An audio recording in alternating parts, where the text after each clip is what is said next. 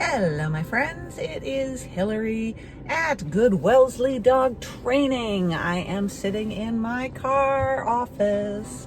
And I'm just back from another puppy consult, and I wanted to talk to lots of new puppy owners and dog owners about feeding their puppies or their new dogs they've just brought into the house. Because I keep hearing from people that the breeder that they got their dog from is recommending that they free feed their dog. So breeders are very well intended, and yes, many of them think of the puppies that they provide to families. They think of them as their grandchildren, their babies. And I understand it, sure. I mean, there's a lot of love that goes into a good breeder relationship. But here's the thing about food and training. What happens when you free feed your dog or your puppy is that they learn to see food as a resource that is constantly and always available. That bowl just gets magically filled up whether or not they see you doing it. Sooner or later, they start to just assume that whenever they feel like it, there'll be some food there, and maybe they'll go over and eat some, or maybe they won't. Usually, when we are told to free feed our dogs, it's because we are worried that they're not going to eat enough, and we want the puppies to eat enough for all the growing that they need to do. But in reality, what typically happens is when you start free feeding your dog, they eat a little bit here and a little bit there, and they graze, and that same food that they keep eating a little bit of and a little bit of starts to get really boring, because let's face it, I mean, most dogs often eat the same thing, and particularly with puppies, we can't introduce lots of different foods to them because it upsets their digestion, interferes with potty training, gives them loose bowel movements, none of which we want. So they've constantly got this supply of food that is becoming not a novelty to them. They're not hungry for it.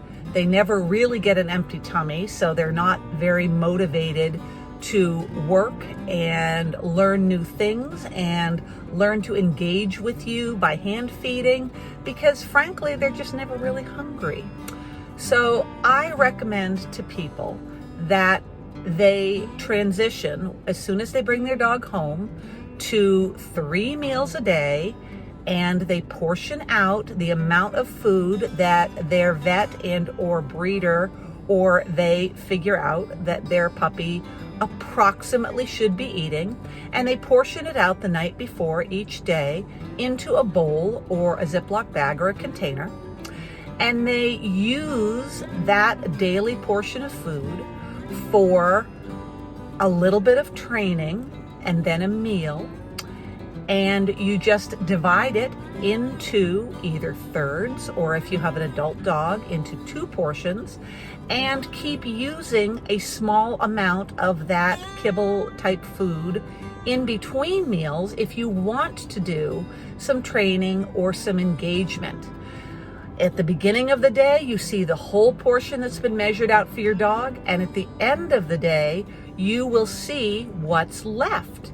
If your puppy is on dry food and it does not finish what you have given it, you put it back into the container so that at the end of the day, you will know exactly how much your puppy is eating and how much your puppy isn't eating. If it has eaten everything and still seems hungry, then you'll know that your puppy needs to have more food.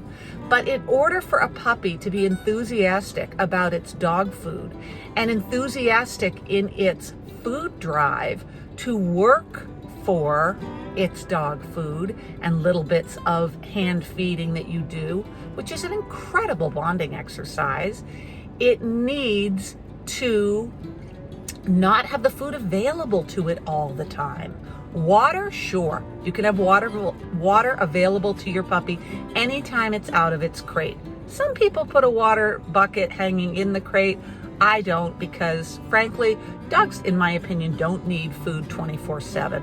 Not food, I mean water. They don't need water 24/7. And most puppies will frankly just make a mess out of their water bowl if you leave it in their crate.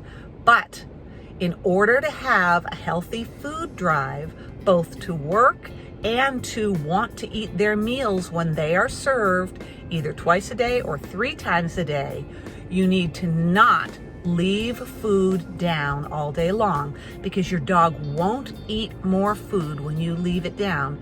In fact, your dog will end up eating less. So I hope that that makes sense.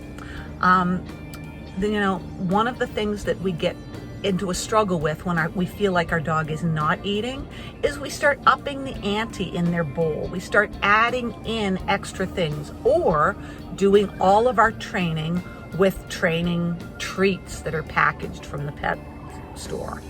Training treats that are packaged are just like bribing your kid with candy all the time. Sure, for some very specific things like really solidifying and teaching recall, when you want them to be super excited and come right back to you, yeah, you can use some really high value treats. But for everyday training in sit and down and luring and just getting your dog to engage with you, have them work for a little bit of their meal before offering them the rest of the meal. When a puppy is hungry, it's going to be paying attention to you.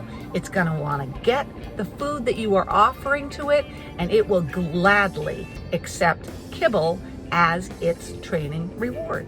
So remember, breeders are really great. Good breeders are great at breeding dogs, but they're not necessarily trainers.